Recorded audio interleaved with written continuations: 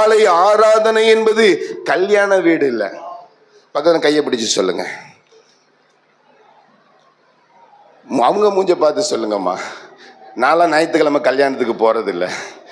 ஆமா, என் விசுவாசியா இருந்தாலும் சரி, மற்ற விசுவாசியா இருந்தாலும் சரி, நீ ஞாயிற்றுக்கிழமை கல்யாணம் வச்சா விளங்க மாட்டேன்னு சொல்லுவேன் நான்.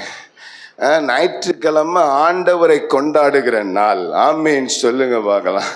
ஆண்டவரை அனுபவிக்கிறவன், அவருடைய பிரசன்னத்தை சுமக்கிறவன், அவரை பத்தி நினைக்கிறவன், அவருக்காக புகழ் பாடுறவன் ஞாயிற்றுக்கிழமை வேற எந்த டிஸ்டர்பன்ஸையும் வச்சுக்க மாட்டான். ஆமீன் சொல்லுங்க.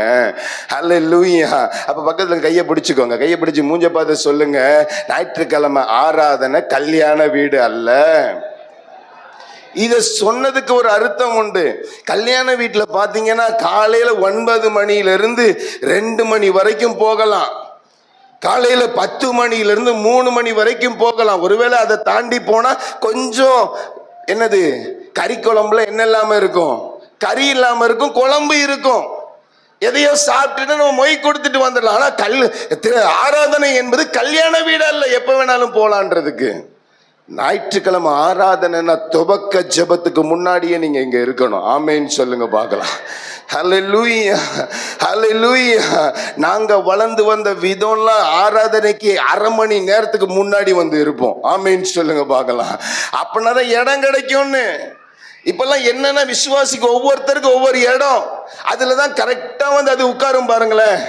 அதுல உட்கார்ந்தாதான் அதுக்கு ஆராதனையும் வரும். புரியுதா? பக்கத்துல கையை பிடிச்சு சொல்லுங்க, உங்களை பத்தி தான் சொல்றாரு, உங்களை பத்தி தான் சொல்றாரு. அந்த அக்கா இருக்கிற இடத்துல இந்த அக்கா இருந்துட்டுன்னா இந்த அக்கா மூஞ்ச பார்க்கணுமே. ஒரு நாள் இருந்து பாருங்க, அப்ப நீங்களே பார்த்துக்கிடலாம், நான் சொல்ல வேண்டாம். ஆராதனையும் வராது, சிரிப்பும் வராது, துதியும் வராது, சோத்திரமும் வராது. பாஸ்டர் இங்க இருந்து அல்லேலூயா சொல்லுங்கன்னு அது பாஸ்டர் இங்க இருந்து முறைக்கும். பாஸ்டர் நினைப்பாரு, இது நல்லா தானே இருந்துச்சு, இதுக்கு என்ன ஆச்சு அப்படின்ட்டு. சபாராதனை நடத்துற எவ்வளவு கஷ்டம் தெரியுமா? ஒவ்வொன்றும் ஒவ்வொரு போக்குல போகும். தகப்பனை போல தட்டுறதை தட்டி, கொட்டுறதை கொட்டி, பாடுறத பாடி, ஆடுறத ஆடி, என்ன பண்ண எவ்வளோ ஒரு கஷ்டம். அப்ப கல்யாண வீட்டு ஆராதனை, கல்யாண வீடுங்கிறது எப்ப வேணாலும் போகலாம். ஆனா ஞாயிற்றுக்கிழமை ஆராதனை என்பது ஒருவேளை துவக்க ஜெபத்தில் ஆண்டவர் உங்களோட பேசுற வார்த்தையா இருக்கும். ஒருவேளை துவக்க ஜெபத்தை நீங்க மிஸ் பண்ணீங்கன்னா ஆண்டவர் உங்கள்ட்ட என்ன பண்ண முடியாது? புரியுதா? எத்தனை பேத்துக்கு பேச முடியாது. பாடல் பகுதியில் ஆண்டவர் உங்களோட பேசணும்னு நினைச்சு பேசி இருப்பாரு. ஒருவேளை நீங்க ஆராதனை அந்த பாடல் பகுதிக்கு நீங்க வரலன்னா ஆண்டவர் உங்களோட பேசுற நேரத்தை நீங்க வேஸ்ட் பண்ணிட்டீங்க. அதே போல ஆராதனை, சங்கீத பகுதி, கொடுக்கிற பகுதி, கடைசி மெசேஜ், ஆசீர்வாதம் வரைக்கும் ஒவ்வொரு பாகங்களில் ஆண்டவர் நம்ம பேசுகிற ஒவ்வொரு பாகமும் நமக்கு மிகவும் முக்கியம். எத்தனை பேர் ஆமேன்னு சொல்றீங்க? ஹல்லேலூயா. ஞாயிற்றுக்கிழமை ஆராதனையை முக்கியத்துவப்படுத்துங்க. ஞாயிற்றுக்கிழமை ஆராதனை இன்னைக்கு மிகவும் முக்கியம். இன்றைக்கு பாருங்க, உலகத்துல நோவா காலத்தை போல அநேகர் பக்தி இருக்குதுன்னு சொன்னா கூட, ஆலயத்தில் நாட்டப்பட்டிருந்தா கூட, ஆலயத்துடைய விசேஷித்த ஆராதனைக்கு, ஞாயிற்றுக்கிழமை ஆராதனைக்கு முக்கியத்துவம் கொடுக்கிறது இல்ல. நிறைய பேருக்கு கல்யாணம், கொஞ்சம் பேத்துக்கு, நிறைய பேத்துக்கு அன்னைக்கு தான் கவர்மெண்ட் எக்ஸாம், உனக்கு அந்த வேலை கிடைக்காம போனாலும் பரவாயில்லன்ற. ஆமேன்னு சொல்லுங்க பார்க்கலாம். ஹல்லேலூயா. நிறைய பேத்துக்கு அன்னைக்கு தான் பிஸ்னஸ் அதிகமா வருது. என்ன வருது?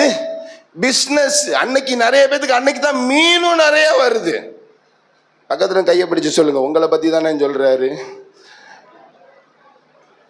எல்லாருக்கும் ஒரு இடி கொடுத்துட்டு போனோம். ஆமேன்னு சொல்லுங்க பார்க்கலாம். ஆண்டவர் உனக்கு மீனை தரணும்னு நினைச்சாதான் மீன் கிடைக்கும். பேதுரு அதற்கு சாட்சி. எத்தனையோ முறை என்னென்னமோ பண்ணி பார்த்தாரு, என்ன கிடைக்கல. என்ன இயேசுவோட பேதுரு என்ன அந்த தொழில பழக்கப்படாதவரா? பக்கத்துல கையை பிடிங்க. அண்ணே, கர்த்தருடைய கரம் உங்களுக்கு பாரமா ஆயிடுச்சுன்னா உங்க டெக்னிக்கெல்லாம் செட் ஆகாதுண்ணே, உங்க ஆலோசனை, உங்க ஐடியாலாம் செட் ஆகாதுக்கா. சொல்லுங்க, இது பயங்கர பிளான் போட்டு வச்சிருக்குது. உன் பிளான் நடக்குது அப்படின்றதுக்காக ஆண்டவர் உன் பட்சத்துல நிக்கிறாரு நினைச்சுக்கிற. எல்லாம் வந்துருச்சு, ஓகே, செட்டப், வீடு வந்துட்டு, காரு வந்துட்டு, படிப்பு வந்துட்டு, கல்யாணம் முடிஞ்சிட்டு, குழந்தை வந்துட்டு, ரைட், ஓகே, போதும். ஆண்டவர் பாரமா மாறிட்டார்னா அப்படியே டோட்டலா மாறிடும். ஹல்லேலூயா. யோபுடைய வாழ்க்கையை பாருங்க, எல்லாம் ஒரே நைட்டோட என்ன ஆயிடுச்சு, சூனு போயிடுச்சு. பக்கத்துல கையை பிடிங்க, கொஞ்சம் ஜாக்கிரதைக்கா, கொஞ்சம் ஜாக்கிரதை. சொல்லுங்கம்மா, கொஞ்சம் ஜாக்கிரதை, கொஞ்சம் ஜாக்கிரதை. அவர் சொல்றது உங்களுக்கு புரியுதா?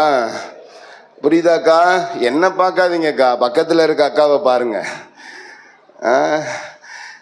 பக்கத்துல இருக்க அண்ணனை பாருங்க. ஹல்லேலூயா. இது ஒரு குடும்பங்க, ஒரு கல்யாண வீடுன்னு பாஸ்டர் சொன்னாங்க. உண்மையில நம்ம எல்லாம் அப்படி கூடி வந்து ஒருத்தரை ஒருத்தர் பார்த்து, ஒருத்தரை ஒருத்தர் விசாரித்து, ஒருத்தர் ஒருத்தர் தாங்கி, ஒருவருக்கு ஒருவர் ஜெபித்து நம்ம எல்லாம் சேர்ந்து தேவனை ஆராதிப்பது ஒரு பெரிய பாக்கியம். எத்தனை பேர் ஆமேன்னு சொல்றீங்க? ஹல்லேலூயா.